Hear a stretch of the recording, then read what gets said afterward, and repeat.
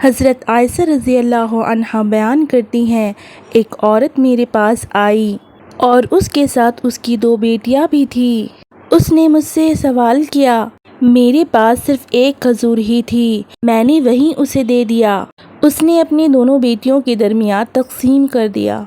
اور خود نہ کھائی، پھر وہ کھڑی ہوئی اور چلی گئی۔ نبی کریم صلی اللہ علیہ وسلم میرے پاس تشریف لائے تو میں نے آپ سے اس کا تذکرہ کیا تو آپ صلی اللہ علیہ وسلم نے ارشاد فرمایا،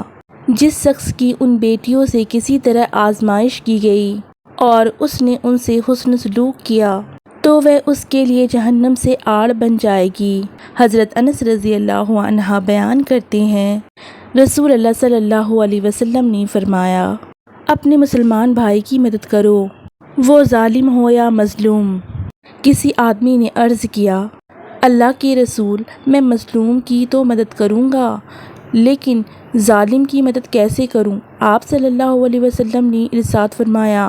تمہارا اسے ظلم سے روکنا یہی تمہارا اس کی مدد کرنا ہے۔ حضرت ابن عمر رضی اللہ عنہ سے روایت ہے کہ رسول اللہ صلی اللہ علیہ وسلم نے فرمایا، مسلمان کا بھائی ہے، نہ تو وہ اس پہ ظلم کرتا ہے اور نہ اسے ظالم کے سپرد کرتا ہے، اور جو شخص اپنے بھائی کی حاجت پوری کرنے میں لگا ہو تو اللہ اس کی حاجت پوری فرماتا ہے،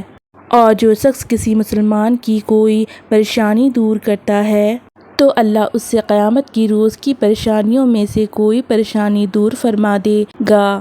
اور جو شخص کسی مسلمان کی پردہ پوشی کرتا ہے